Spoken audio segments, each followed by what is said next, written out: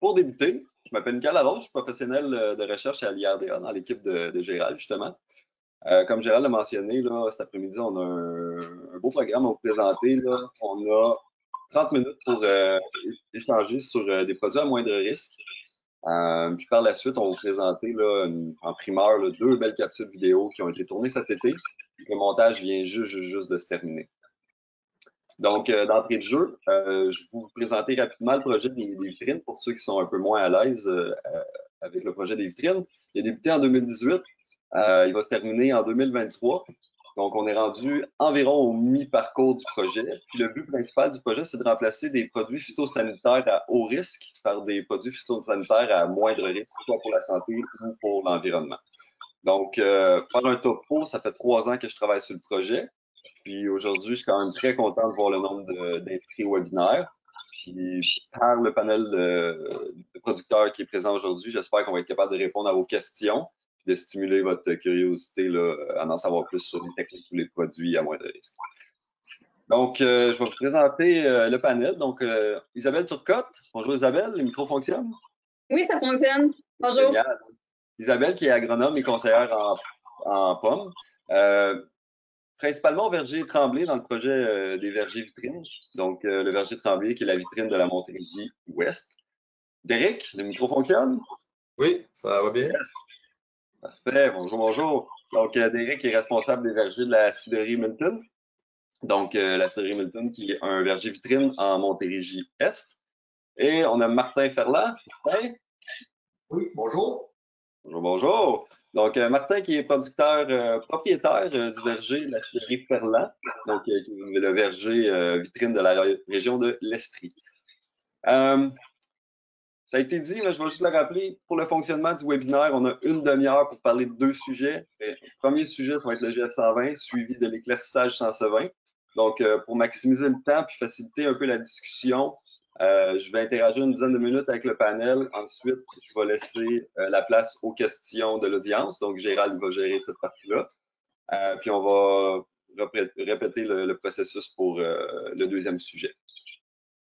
Donc, je vais embarquer dans le vif du sujet. Donc, premièrement, le premier sujet à l'ordre du jour, c'est de remplacer l'imidant par l'utilisation du GF120, qui est un produit de lutte contre la mouche de la pomme. Donc, petit topo sur la mouche de la pomme, principaux ravageurs dans les vergers. Le pic d'émergence, c'est environ vers la mi ou la fin juillet, ce qui est relativement proche de la récolte. À l'habitude, un imidant peut être utilisé pour contrôler les populations de mouches. Donc, l'imidant, c'est un organophosphoré, donc le phosmètre. On peut dire que c'est un produit à haut risque pour l'environnement. Juste les délais de réentrée sont excessivement longs, donc on peut parler d'une dizaine de jours. Je pense que je viens d'avoir une info spéciale dans mon oreillette qui dit que l'imidant, les délais pour les travaux au champ vont être encore repoussés, donc plus longs des délais de réentrée pour les prochaines années. Si je ne m'abuse, Gérald, c'est bien ça? Ben, en 2022, l'ARLA a annoncé que, par exemple, après une application d'imidant, on ne peut plus rentrer pour faire de l'éclaircissage manuel. Mais ça, heureusement, c'est à la fin 2022 seulement que ça entre en vigueur. Mais ça va vraiment empêcher beaucoup. Ça va empêcher complètement l'éclaircissage manuel si on utilise l'imidant. Donc, pour enchérir, une des alternatives à l'utilisation de l'imidant, c'est le GF120, qui est un biopesticide qui comprend une petite dose de spinosade avec un attractif végétal. Donc, aujourd'hui, je vais pouvoir poser des questions à nos panélistes. Donc, je vais commencer par Isabelle. Pour situer un peu notre auditoire, notre audience, quelle est la pression de mouche au verger Tremblay? Puis, c'était quel moyen qui était utilisé avant l'entrée en vigueur des produits à moindre risque dans la vitrine? Au verger Tremblay, on a une faible pression. À chaque année, on arrive à atteindre le seuil sur les sphères rouges, mais c'est quand même de justesse. Puis, il y a des années qu'on ne l'atteint pas sur l'ensemble du verger. Ça ressemblait un peu à ça, la pression qu'on avait, très faible dans l'ensemble. C'était quel produit qui était utilisé avant? On utilisait, avant, eux utilisaient toujours l'imidant. Puis avec la rentrée de la vitrine, quand on a eu le choix de différentes techniques à pouvoir établir sur le verger, ça a été quand même facile d'aller vers le GF120 vu qu'on partait avec faible pression, puis avec tous les délais avant récolte, réentrer au champ, ben, c'est une technique qui les intéressait quand même beaucoup. C'est bon. Puis la superficie qui est traitée au GF120 dans le verger vitrine donne une idée de grandeur à peu près. Puis par la suite, es-tu capable de nous dire si Stéphane, donc le propriétaire, producteur du verger Tremblay, s'il apprécie l'utilisation du GF120? Avec la vitrine, on va traiter 1,2 hectares, mais cette année, ils ont commencé à traiter d'autres parcelles du verger aussi. Fait qu'ils commencent à agrandir les superficies. Eux, ils apprécient, c'est sûr, la technique à cause de la rapidité. On traite quand même à grande vitesse. On s'est traité en 4 roues, 2 rangs, on roule entre 10 et 12 km/h. C'est rapide, là. Oui, ils apprécient. Parfait. Puis là, ça fait depuis le début du projet, donc ça fait 3 ans que tu recommandes l'utilisation du GF120. Je voudrais savoir, est-ce que tu as déjà remarqué des taches de phytotoxicité reliées au traitement, donc que ce soit sur fruits ou sur feuilles? Sur fruits, ça n'a pas été observé rendu à la récolte, ça n'a jamais été une problématique. C'est un verger qui fait autant de l'autocueillette que des emballeurs, puis ça n'a jamais été une problématique dans les 2 cas que ça a été rapporté. C'est sûr qu'ils traitent toujours de soir. Est-ce que c'est à cause de ça? Mais pour nous, ça a été aucunement un enjeu rapporté là, Parfait. Puis, comme j'ai dit en entrée de jeu, le GF120, c'est un biopesticide, mais là, il est utilisé dans une régie conventionnelle. Donc, selon ton expérience, est-ce que le GF120, c'est un produit qui serait à favoriser, même dans une régie qui est conventionnelle? Oui. Juste pour pouvoir réduire notre empreinte, autant santé environnement, il n'y a pas de contre-indication d'intérêt dans une régie conventionnelle.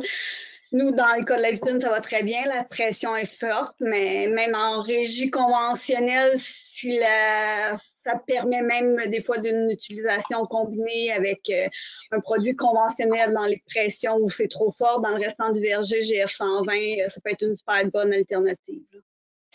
Parfait, merci.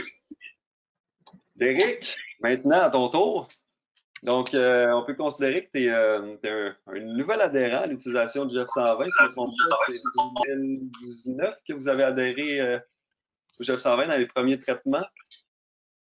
Donc, étant nouvellement adhérent au GF120, est-ce que c'est vrai que le produit il est dur à mélanger? Puis est-ce qu'il faut utiliser de l'eau tiède pour le mélanger, avoir beaucoup de patience? Parce que souvent, on entend dire que ça ressemble à une espèce de mélasse. Donc, de avoir tes impressions.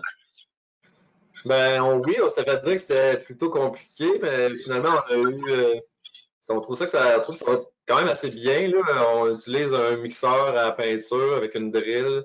Ça se mélange plutôt bien. On le fait en 2 étapes, vu qu'on a quand même une plus grande superficie, on a 3 hectares.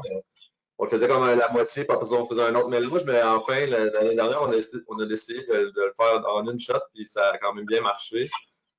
Pour l'eau tiède, on n'a pas un accès très facile à de l'eau chaude, on n'utilise pas l'eau tiède, là, on prend l'eau froide normale, puis on n'a pas eu de problème.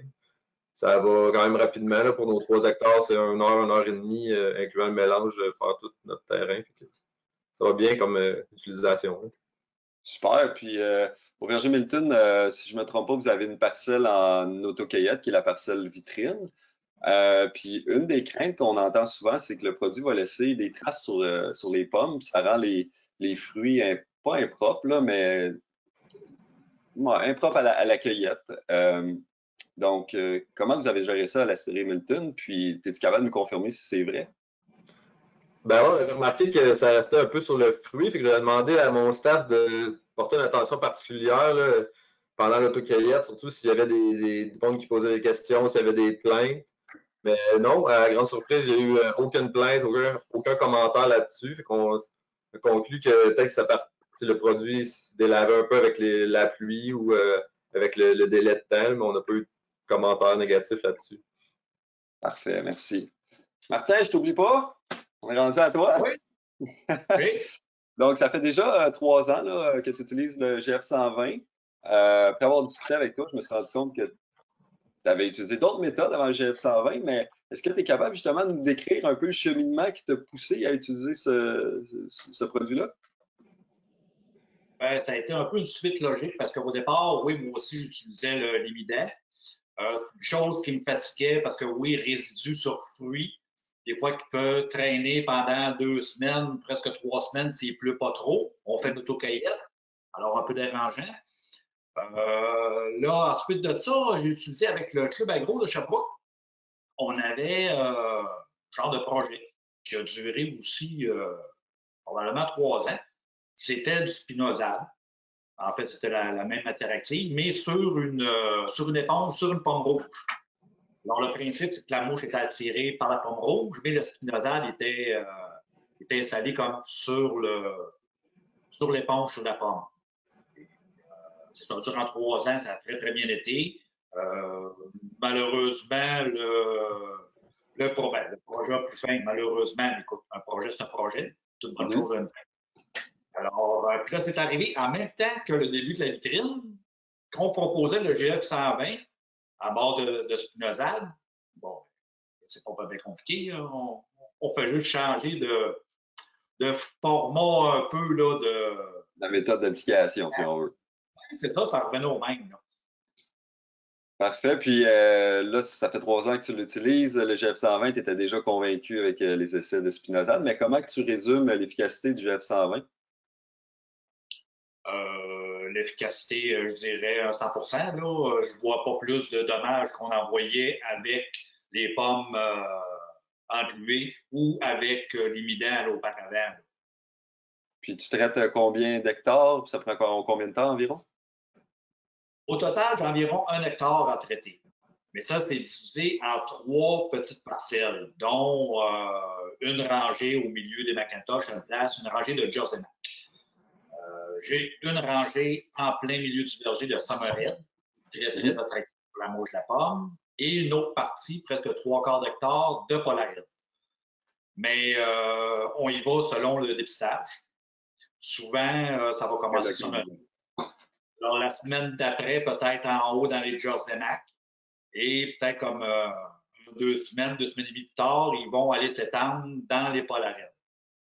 Alors, je vais comme ça. La première semaine, on s'entend que faire l'application d'une rangée, ça prend 10 minutes. C'est vraiment pas long. Là. Parfait. Puis, le mélange dans la cuve, est-ce que tu as déjà bouché les buses ou des problèmes avec la pompe avec le mélange de GF120? Non. Les 2 premières années, je vidais ma cuve à chaque fois parce que j'avais entendu parler que ça pouvait. Le mélange pouvait se déposer au fond, ça donnait plus comme cimenteux un peu. Ça pouvait boucher les buses. Alors, à chaque application, je vidais le réservoir, je le rinçais, mais c'était presque aussi long de faire ça que de faire l'application en tant que telle. Et l'année passée, j'ai décidé de laisser ça dans le réservoir toute la saison. Puis il n'y a aucun problème, les buses n'ont jamais bougé. Assez exceptionnel. Donc, Ouais. ça fait presque 20 minutes qu'on discute. Si on veut tenir le tempo, Gérald, je prendrais les questions, s'il y en a, des questions de l'audience. Parfait. Écoutez, moi, j'ai commencé à surveiller ça. Je vois qu'il y a des mains levées déjà. Donc, puis là, j'ai Jean-Yves Quirillon. Il semblerait avoir levé sa main. Je ne sais pas, est-ce que, M. Quirillon, vous êtes capable d'activer votre micro? Sinon, je vais vous attendre quelques instants. Puis si ce n'est pas fait, je vais vous l'activer. Et voilà. Normalement, vous pourriez maintenant activer votre micro. En appuyant sur le... Oui, c'est ça. Est-ce que... Oui, ça va? Oui. OK. Parce que j'ai entendu tantôt que moi, j'ai l'appareil là, pour envoyer 2 jets de chaque côté là, sur VTT là, pour étendre le GF 120. Ça fait plusieurs années que je fais ça. Mais je me posais la question. Tantôt, il y en a un, je ne sais pas qui a dit là, qu'il faisait ça le soir. Moi, je fais ça en plein jour. Est-ce que c'est préférable le soir ou le jour? Mais je fais ça quand la mouche est active. Je pense que c'était Isabelle. Oui, je pense que c'est Isabelle qui avait fait ça. Elle faisait le soir. Moi, je le fais le jour quand la mouche est active. Nous, dans le Est-ce cas que de c'est prêt? Christine, Oui, excusez. Ils l'ont toujours fait le soir pour questions pratiques. le producteur faisait sa journée de travail et après, c'était les applications de GF120 ou après le souper. Donc, puis on a toujours eu des bons résultats avec cette technique-là. Eux, c'était vraiment question pratique pour leur horaire qu'ils l'appliquaient ce soir.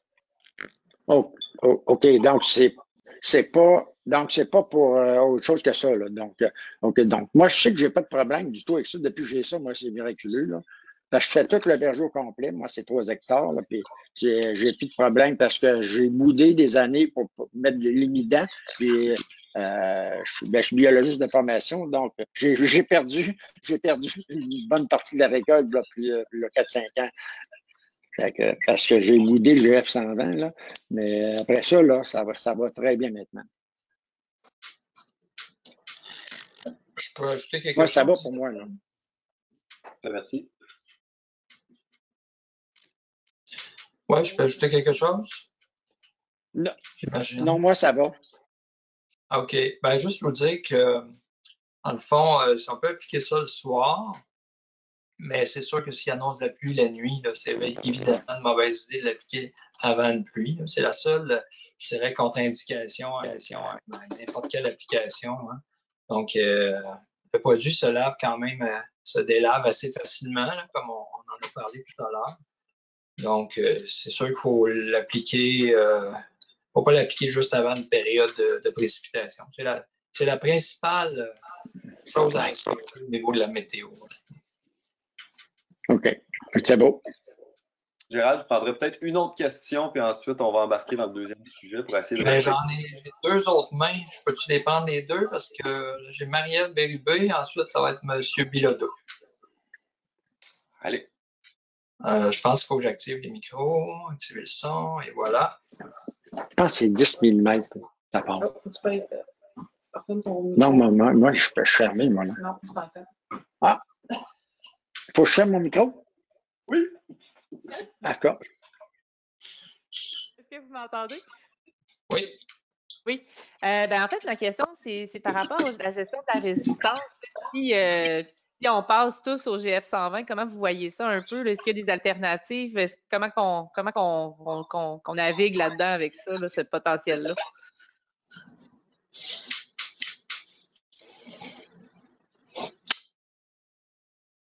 Est-ce que la question est pour moi? Ben, écoute, ouais, ben, pour ceux qui sont capables d'y répondre. La question, c'est le risque de développement de résistance. Est-ce qu'il est grand? OK. Ben, c'est une application de spinosade à faible intensité, mais c'est une application ciblée. Pour moi, le risque de développement de résistance est comme équivalent à une autre application Il est non activé, là. d'un autre produit. Là. Attendez. Et voilà. Donc, c'est comme une application de Entrust ou même une application d'un autre produit. C'est pas parce qu'on en fait plusieurs qu'il y a le risque de développement est plus grand. Mais c'est aussi, il y a effectivement un risque de développement de résistance. Hein.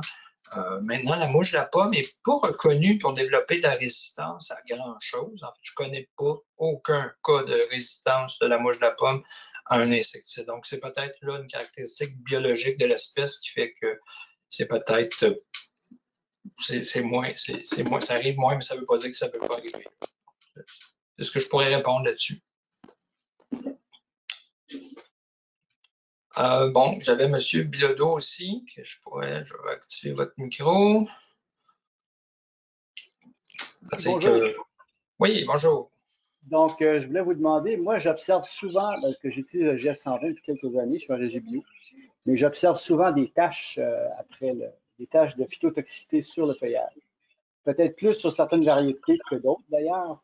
Beaucoup sur Cartland, peut-être sur d'autres variétés, là, mais puis pour tout ce qui est de la pomme, c'est juste du résidu, tu sais, des fois, si tu veux, la mélasse.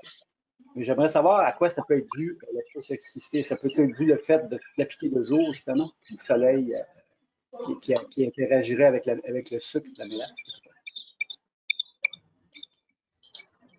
Qui veut répondre à ça?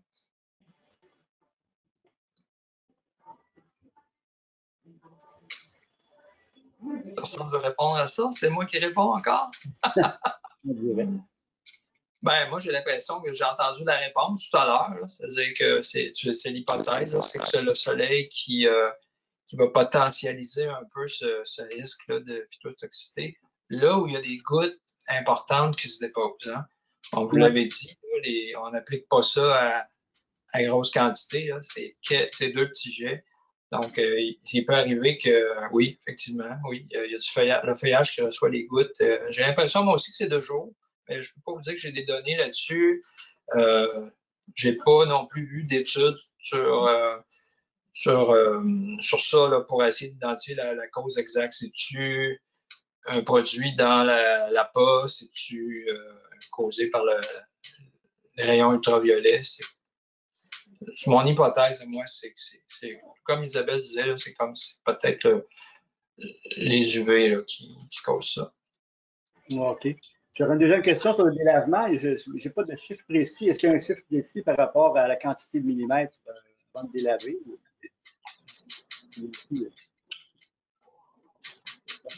Sur les... encore apparent, mais je ne suis pas sûr qu'il agit encore. C'est ça. Sur l'étiquette, ils ne disent pas après tant de millimètres de répéter. Là, ils parlent de répéter après 30 jours. Puis, bon. Mais comme règle que nous, on utilisait dans nos essais, je me rappelle bien, là, on parlait d'un demi-pouce de pluie, que c'était complètement parti. Ah ouais? Okay. Ouais. Ça se délave facilement. Là. OK.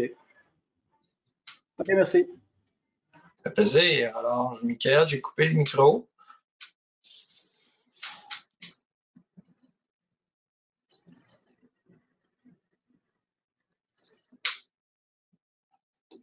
Je vais te redonner la parole.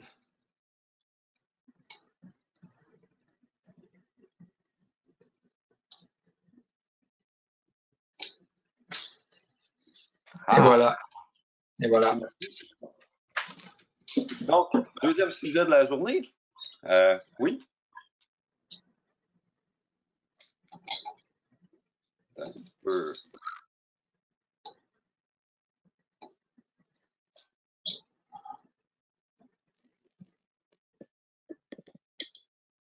Est-ce que Gérald, tu peux me donner le micro? Tu as déjà le micro? OK, ça fonctionne? Oui. Derek, lui? Oui, Derek, faut qu'il appuie sur son bouton. OK, là, ça fonctionne. Non, c'était marqué coupé par l'organisateur.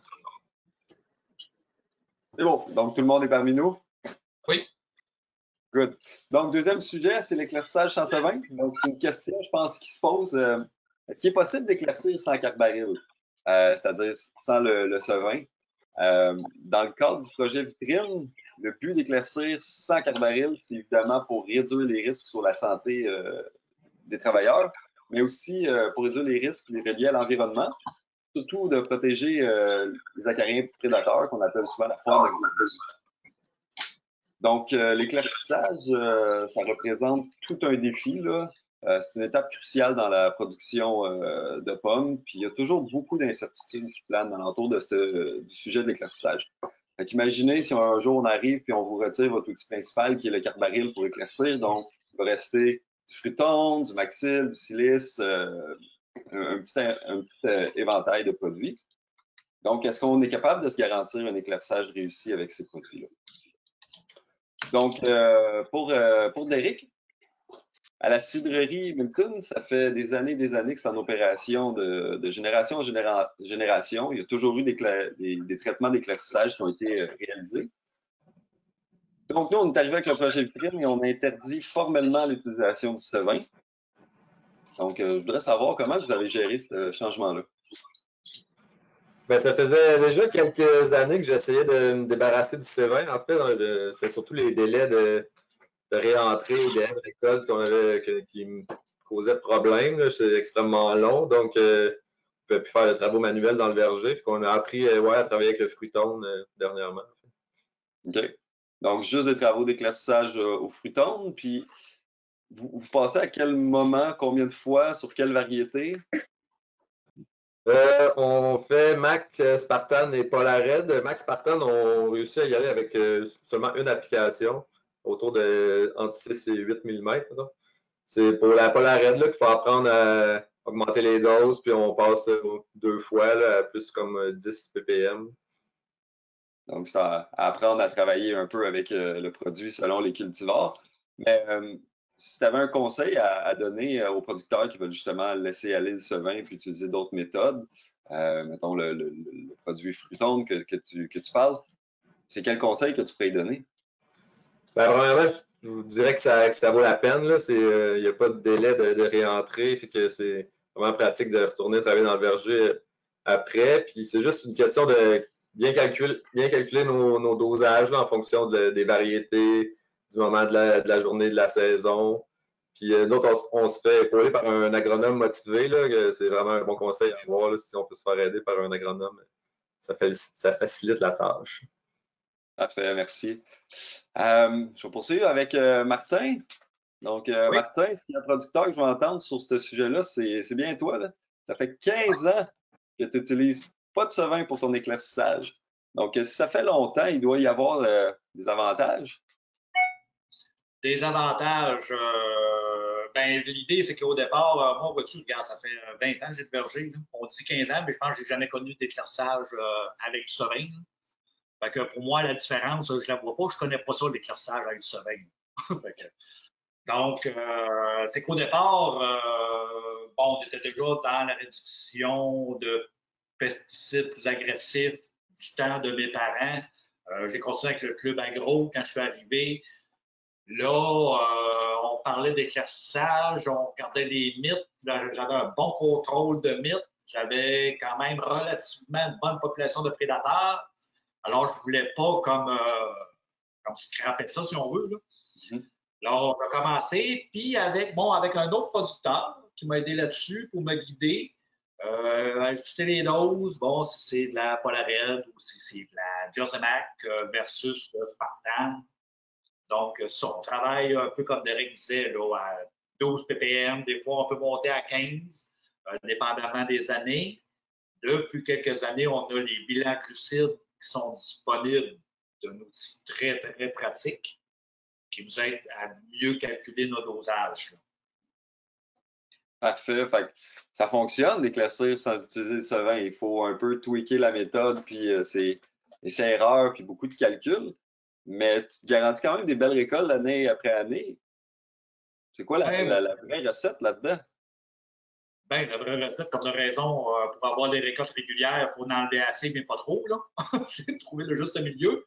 Mais franchement, là, il n'y a pas une année que j'ai trop éclairci. C'est le contraire.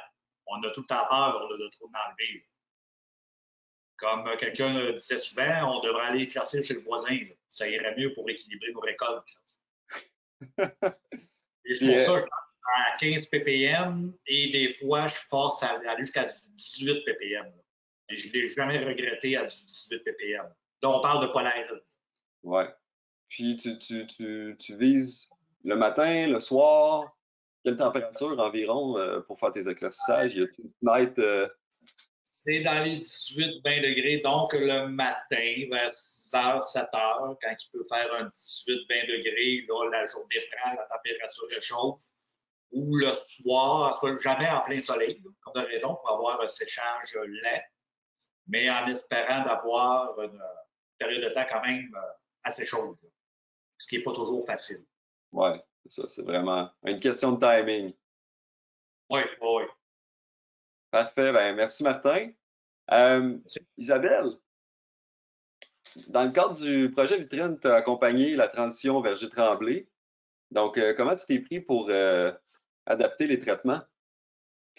Bien, nous, il y a eu plusieurs changements qui ont été faits parce que vu que c'est dans le cadre de la vitrine, on utilisait aussi le pulvérisateur Wenner avec le débit d'air ajusté. Au tout début, quand le producteur avant, c'était en dilué, autour de 1000 litres d'eau à l'hectare. Puis après ça, au fil des années, on a baissé avec le plein volume de la Wenner à 220 litres hectare. Donc, en 2020, on a éclairci à 220 litres d'eau à l'hectare.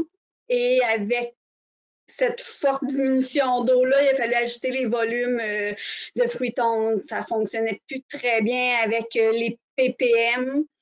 Donc, on a calculer une dose à l'hectare. 10 ppm, habituellement, c'est 322 ml par 1000 litres.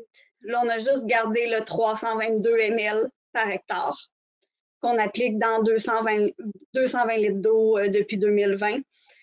On a obtenu de très bons résultats et on a changé les fenêtres d'application qu'on a travaillé, le nombre de fois de passage, étant donné qu'on n'a plus le Sevin. Parfait. Puis, est-ce que tu considères qu'il est possible maintenant de faire une belle job sans utiliser le carbaril?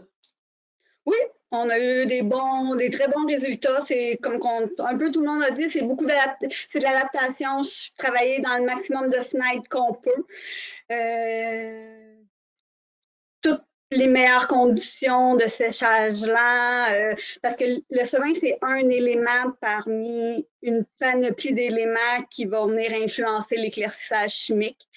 On se concentre plus sur le restant des autres éléments, les moments de passage, les fréquences, les dosages, mais on peut faire des très bons résultats quand même, même si on n'a pas le Sevin. Parfait. Puis, c'est une technique qui offre moins de risques pour la santé. Oui, pour une bonne diminution, puis on n'est pas contraint après pour les réentrer au champ non plus. Parfait.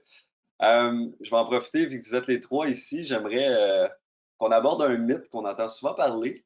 Donc, j'aimerais vous entendre à tour de rôle sur une des craintes principales lors de l'éclaircissage, c'est de suréclaircir en utilisant le Fruitone. Donc, j'aimerais savoir qu'est-ce que vous en pensez. Donc, Isabelle. Moi, ça ne m'inquiète pas vraiment. On a toujours l'impression que c'est quelque chose qu'on entend beaucoup parler, mais qu'on ne voit pas des suréclaircissages.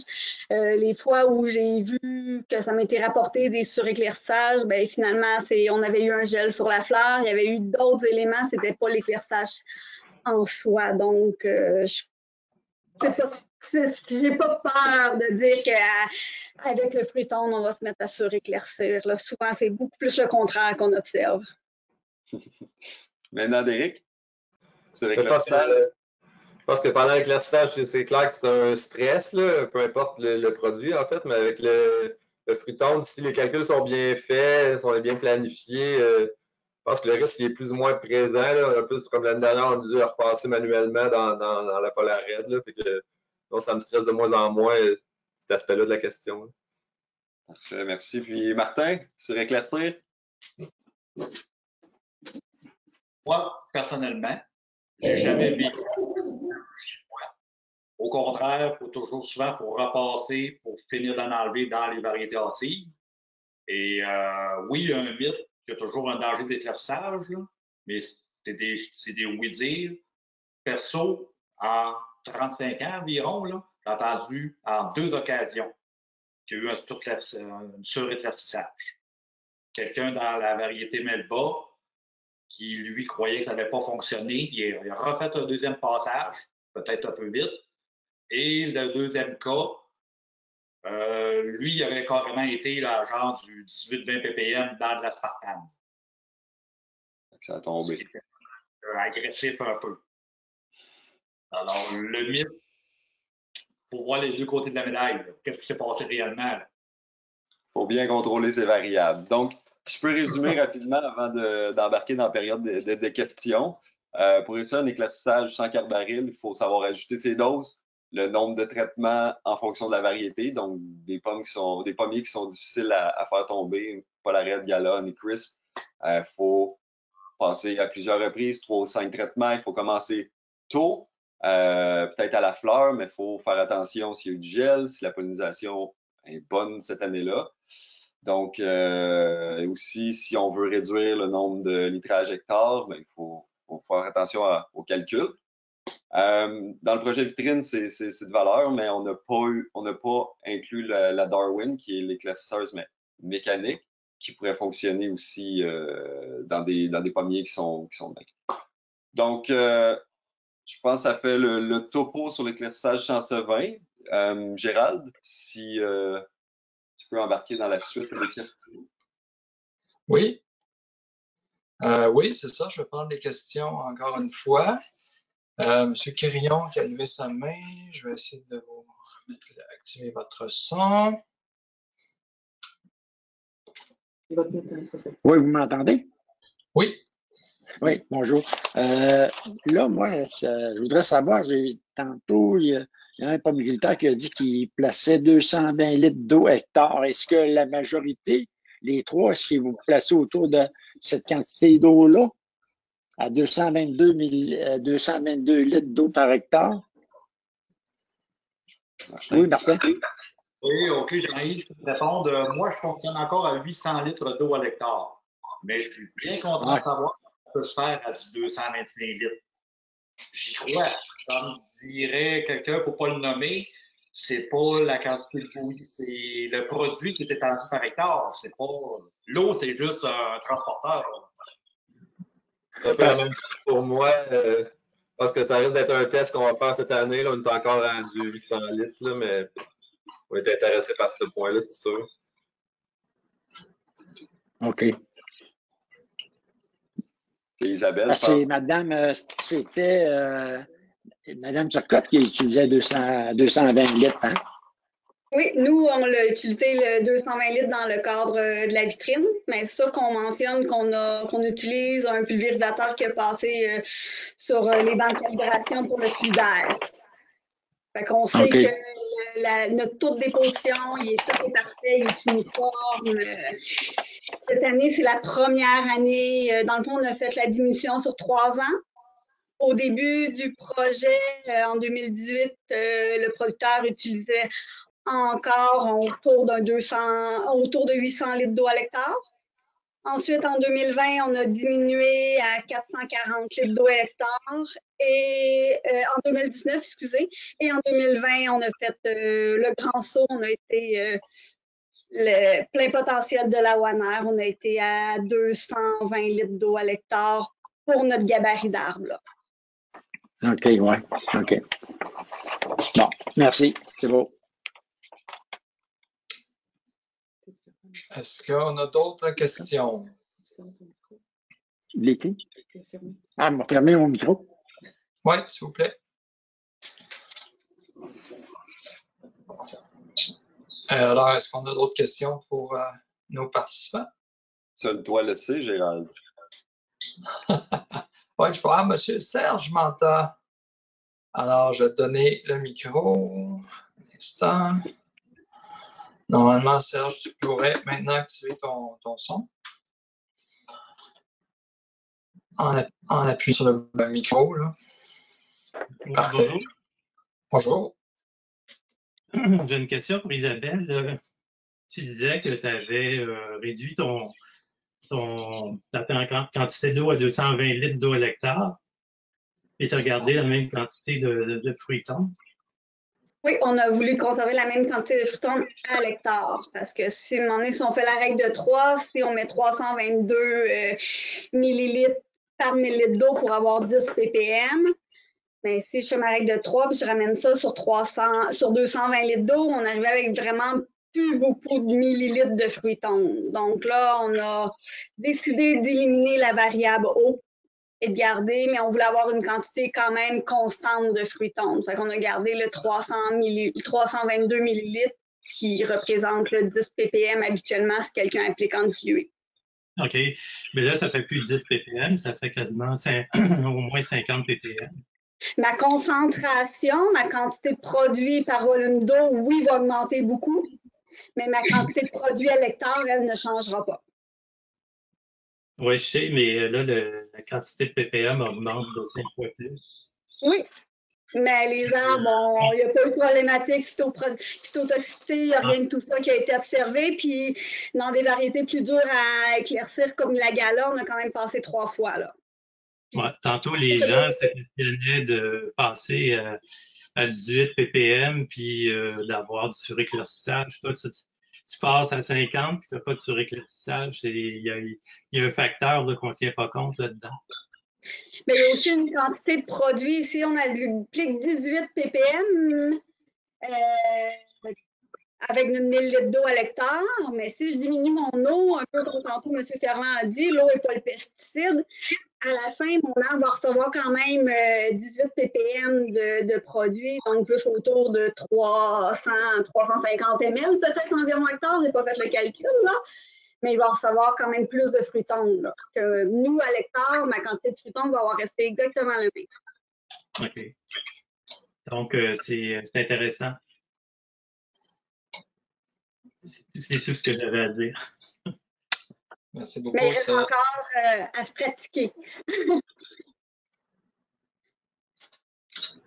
Merci, Serge. Est-ce que il y a d'autres questions? En passant, Michael, j'aimerais t'avertir que moi, j'ai besoin de connaître l'heure à laquelle le cinéma démarre. Ben, il est 13h45, donc à 13h46 ou 7, Hey, on peut démarrer.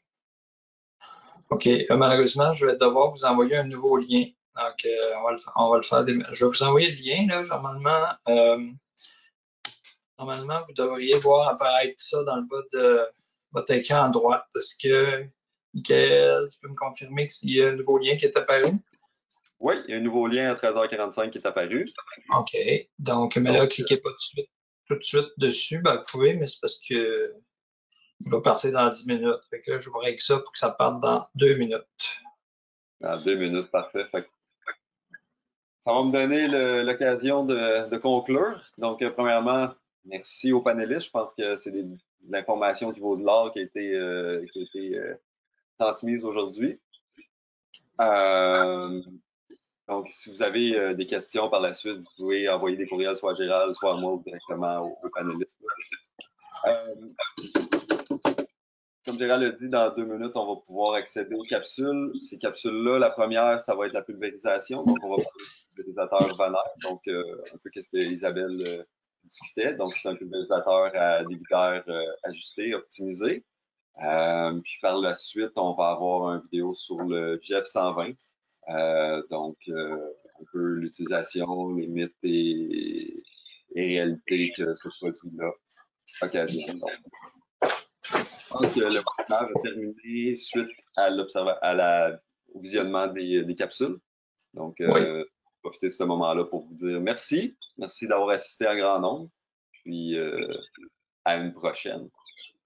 Oui, c'est ça. Alors, ça va commencer dans une trentaine de secondes. Cliquez simplement sur le deuxième lien que vous avez au bas de votre écran, celui qui se termine par 496. Puis, un petit décompte de secondes qui s'en vient. Je vous souhaite un bon cinéma. Puis, à la prochaine. Merci. Merci. Merci beaucoup. Que ce soit en conventionnel ou en régie biologique, le meilleur ami du producteur, c'est le pulvérisateur. C'est lui qui fait la précision du produit, la distribution égale dans le feuillage. Ça prend vraiment, c'est l'équipement principal là, du producteur. Là.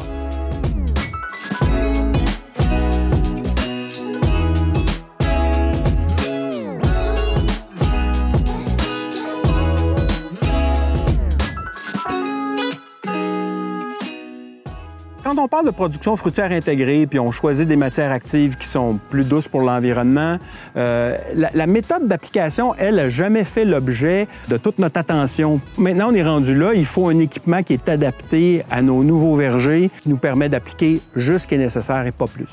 À mesure qu'on a adopté des porte-greffes nanisants, des arbres plus petits, les pommiers se sont densifiés et sont devenus beaucoup plus petits, mais les pulvérisateurs sont restés les mêmes. Il faut s'adapter à ce qu'on veut pulvériser. Alors, si on a besoin d'atteindre une cime qui est très élevée, bien, ça prend de la puissance puis des jets qui sont orientés vers le haut des arbres. Mais si les arbres sont plus petits, tout ce qui dépasse l'arbre est perdu. La bouillie pulvérisée doit atteindre l'arbre, non pas le sol puis le village suivant. Un pulvérisateur axial, c'est un pulvérisateur qui va jeter de la bouillie sur tout un arc de cercle. Alors, dans l'angle le plus élevé, bien, j'envoie de la bouillie jusqu'au village suivant. Ce que je veux, c'est modifier l'architecture du pulvérisateur pour que l'angle d'attaque soit le plus horizontal possible. Puis là, à ce moment-là, la bouillie va rester, elle n'ira pas trop haut. Puis ensuite, on va réduire la quantité d'air qui est soufflée pour que la bouillie reste dans la rangée. Elle n'est pas plus loin que la rangée. Si on faisait une colonne des avantages et des inconvénients des petites gouttelettes puis des méthodes traditionnelles, les petites gouttelettes, elles peuvent dériver. Si on maîtrise la quantité d'air soufflé, là, on augmente notre couverture avec les petites gouttelettes. Si on applique moins de bouillie à l'hectare, ça prend moins de temps à remplir. L'énergie utilisée pour souffler la bouillie est moindre. La liste des avantages est longue, puis il y avait seulement un des avantages potentiels, mais c'est la clé. Il faut maîtriser la quantité d'air soufflé pour ne pas avoir de dérive. Alors, une fois qu'on a maîtrisé la quantité d'air qu'on souffle, bien là, on pouvait revenir aux petites gouttelettes et tous les avantages des petites gouttelettes. Meilleure couverture, ça prend moins d'énergie pour souffler la bouillie, les pulvérisateurs font moins de bruit. Quand on optimise la quantité de bouillie qui est appliquée, la bouillie par unité de surface de feuillage, en fait, va augmenter par rapport à ce qu'on faisait avant. Donc, il y a moyen de diminuer la dose appliquée puis maintenir le même niveau de répression des ravageurs.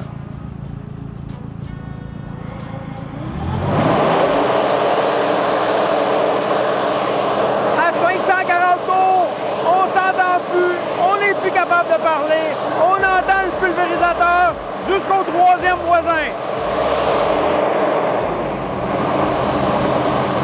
À 350 tours, il est très possible que j'entende pas mon voisin qui est en train de traiter.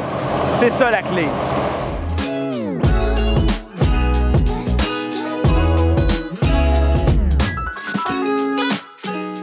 On est toujours prêt à chercher des solutions pour réduire les pesticides, l'utilisation, la dérive, augmenter l'efficacité de l'utilisation des pesticides. Appliquer des pesticides, c'est pas notre passe-temps préféré, mais malheureusement, on passe pratiquement plus d'heures qu'avant, même en mettant moins de pesticides, parce qu'on est plus ciblé maintenant. Moi, je viens chez Eric depuis 2012. Je l'ai suivi en phytoprotection quelques années, puis maintenant, c'est plus en régie de culture des pommiers que je l'accompagne. Bien, les avantages de ce pulvérisateur-là, c'est de gagner du temps. Deuxième avantage, c'est aussi de permettre une couverture beaucoup plus uniforme, réduire la perte de pesticides dans l'environnement. On va vraiment traiter l'arme en question quand c'est bien aussi calibré. On gagne en vitesse, on va se remplir moins souvent, donc aussi on réduit le temps d'exposition des travailleurs aux pesticides, ce qui est un atout qui est quand même majeur. C'est certain qu'un pulvérisateur avec le débit d'air optimisé, avec une tour qui lance vraiment la bouillie à la bonne place, comparativement à un axial qui, lui, va autant en haut presque que les côtés. Toute la bouillie qui n'est pas utilisée, qui dérive, on peut l'utiliser directement dans les arbres. Bon, on a avancement plus rapide égale économie de fuel, économie de temps. On sait que des fois, au printemps, pour la tavelure, on est coincé entre deux averses. Moi, dans mon cas, j'ai regagné presque entre 25 et 30 de temps. Il y a aussi la réduction de la bouillie en tant que telle, moins de retour au puits pour se recharger, moins de perte de temps. Avec mon pulvé que j'avais modifié moi-même, j'avais descendu à 285 litres à l'hectare. Avec celui qui est fourni par l'IRDA, on fonctionne à 185 litres à l'hectare. Mais ce qui est plaisant de travailler avec ça, c'est aussi la précision. On charge pour traiter 5 hectares ou 10 hectares. On sait que ça prend 185 litres à l'hectare. Fait qu'on fait 5 fois 185. Ça arrive toujours égal. On arrive au bout des rangées. On arrive à zéro. On n'a pas manqué pour les arbres, mais on arrive toujours à zéro. Puis ça, c'est application après application. Traditionnellement, un pulvérisateur, là, on opérait ça à 540 tours parce qu'il y a une ligne sur le tracteur qui dit 540 tours. Il faut penser autrement. Il faut dire, j'ai pas besoin de toute cette air-là. Alors, il y a une plage, effectivement, où est-ce que selon les conditions météorologiques puis la canopée qu'on a à couvrir, bien, entre 350 puis 460 tours, on va souffler suffisamment d'air pour atteindre notre cible. Il faut apprendre à se servir de ces outils-là. Une fois qu'on a compris le principe, ça s'applique très facilement. Puis les producteurs à qui on a montré, des fois, on voit un soleil dans leurs yeux, ils font comme « Ah, oui! » Puis là, maintenant, je vais toujours le faire comme ça. Bon, c'est sûr que le prix, ça fait peur un peu, là, 30-35 000, alors qu'on peut en avoir d'autres à 15-18 000. C'est 1000 litres de diesel économisés par année, là. Mais ça, on le repaye, là. On sait qu'un pulvé, c'est bon environ 10 ans. Juste en économie de temps et de fuel, on fait une bonne partie du paiement. En fait, je pense que si j'étais pomicultrice, là, c'est certain que mon outil de travail, c'est le pulvérisateur. Le tracteur me sert à déplacer mon outil de travail, mais ce qui est le plus important, je pense, c'est mes qualités de pulvérisation. Le tracteur, c'est un véhicule qui me permet d'atteindre ça. Un niveau de bruit qui est moindre, moins de dérives. Puis d'avoir quelque chose d'efficace aussi là, qui me permet d'avancer plus rapidement, de faire mes pulvérisations plus rapidement. C'est sûr que c'est le pulvérisateur, c'est pas le tracteur sur lequel je dois miser. Là. Bien appliquer nos produits, ça devrait être le premier geste. Avant même de penser à s'acheter un sécateur pour aller tailler le printemps, t'as beau faire des super de beaux arbres, mais si les applications sont mal faites, la récolte, on l'oublie, là.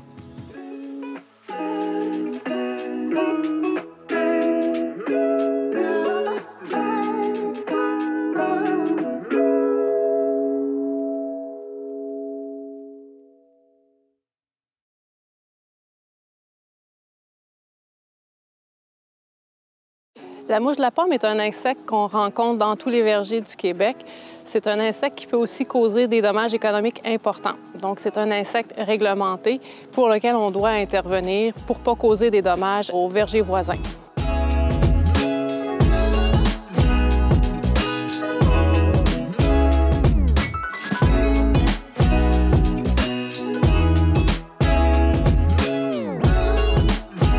Compose le GF120, c'est une petite dose de spinosade qui est mélangée à un attractif végétal, donc c'est un attracticide pour la mouche de la pomme. Le GF120, c'est un insecticide qui est utilisé pour lutter contre la mouche de la pomme spécifiquement. Il est utilisé depuis plusieurs années. C'est un produit aussi qui est homologué en production biologique. Donc, les producteurs bio l'utilisent grandement. Et puis, de plus en plus de producteurs conventionnels l'intègrent à leur régie de traitement phytosanitaire contre la mouche de la pomme durant l'été. Dans les dernières années, au Québec, il y a eu plusieurs essais sur des fermes expérimentales, que ce soit à Fredericksburg, que ce soit à Saint-Bruno. On est allé jusqu'à 7 à 10 applications de GF120 pour contrer une ou deux applications de produits conventionnels qui est limitant. Puis, dans nos résultats, on arrive à des dégâts qui sont soit inférieurs ou similaires à un contrôle à limitant. Avant de traiter pour la mouche de la pomme, en début de saison, des pièges sont installés dans les vergers pour déterminer si vraiment on a besoin de traiter. Les pièges sont installés, des dépistages sont faits de 1 à 2 fois semaine. Et lorsque les seuils sont atteints, une recommandation est faite aux producteurs de dire c'est le moment de traiter. Le risque économique est atteint si tu ne traites pas. Avec le GF120, il est possible d'intervenir jusqu'au moment de la récolte, donc sans danger pour les gens en autocueillette dans les parcelles. Selon moi, le GF120, c'est un bon produit. Il faut savoir comment l'appliquer. Il faut se donner la peine de l'essayer aussi. Il faut l'apprivoiser. C'est pas comme un produit, un autre pesticide qu'on applique à grand volume et qui intervient contre plusieurs insectes. Le GF120 est vraiment ciblé contre la mouche. Donc, vraiment intéressant de ce côté-là. Et on voit que c'est aussi efficace que le imidant, mais il faut vraiment que les producteurs soient prêts à adopter cette nouvelle pratique-là. Je pense que c'est plus de changer la façon de faire des producteurs. Le délai de réentrée spécifiquement pour le GF120, c'est vraiment pas long. Là. On parle d'un 4 heures jusqu'à temps que le produit soit sec. Comme souvent, on attend le lendemain. Le délai de réentrée pour l'imidant, c'est vraiment plus long. Là. Moi, c'est surtout qu'on retravaille dans les arbres, qu'on parle d'un 30 jours là, avant de pouvoir retourner. Même pour l'irrigation, puis tout ça, on parle de semaines. Ouais, c'est le gros point positif du GF120. Ça va être la 3e saison qu'on utilise le GF120, puis on a la chance que c'est une parcelle d'autocueillette aussi en même temps. On avait une petite crainte à se demander si le produit est épais, s'il reste sur les fruits. On s'est préparé à répondre aux questions aussi pendant l'autocueillette. Il y a des gens qui en parlaient, mais c'est jamais arrivé. T'sais, ça avait juste une fine particule, pas dans l'arbre au complet, fait qu'on n'a pas eu de crainte à cette question-là. Avec le temps, je pense que la population en général est plus ouverte et plus au courant aussi des pesticides, des produits, des intrants. Je pense que le monde sont plus conscients qu'il y a un certain impact sur l'environnement. Fait que oui, on se posait des questions à savoir si on en utilise, si on a des parcelles bio. Je pense que c'est pas encore spécifiquement sur un produit bien précis, mais le monde, oui, sont plus conscients de l'utilisation des pesticides, certainement. Le GF120 fait partie de l'évolution des méthodes de contrôle pour la mouche de la pomme, mais il y a des producteurs qui ont encore les vieilles pratiques avec des vieux produits comme imidant, que ça fait au-dessus de 30 ans que c'est utilisé. Les avantages du GF120, on peut y aller au niveau plus machinerie technique. On n'est pas obligé de sortir le gros pulvérisateur, la tiraille, le tracteur. Donc, ça se pose sur le dos d'un 4 roues. Puis, on peut sillonner le verger en 4 roues avec des équipements de protection qui sont minimales. Donc, on parle ici de gants, de lunettes de sécurité. Puis, qui n'aime pas ça, se promener dans le verger en 4 roues une belle journée d'été? J'en connais pas. Adopter des pratiques plus respectueuses de l'environnement, utiliser des produits plus bénéfiques pour la faune auxiliaire aussi. Fait que c'est sûr que des produits comme le GF 120, on devrait en avoir de plus en plus.